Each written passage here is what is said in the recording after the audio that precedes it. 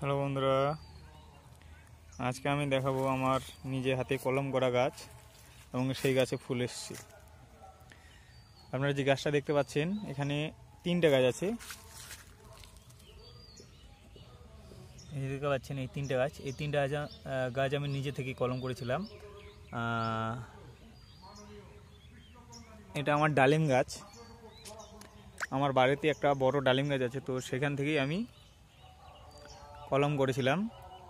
তো 1 বছর পরে এই গাছগুলোতে আমার ফুল এসছে এবং কত বড় হয়েছে দেখতে পাচ্ছেন। প্রায় আমার থেকে বড় হয়ে গেছে, প্রায় 6 ফিটের মতো হয়ে গেছে গাছ লম্বা। তো এবার দেখতে পাচ্ছি কিছু কিছু ডালে ফুল এসছে। এই ডালটা তো ফুল এসছে, এই যে এখানে ফুল এসছে, এই ডালেও ফুল এসছে, এই যে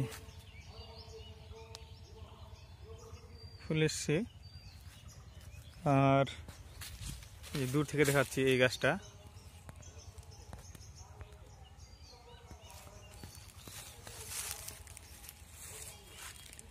খুব সুন্দর গ্রোথ নিয়েছে এবং কিছু নতুন ডালও বের হচ্ছে।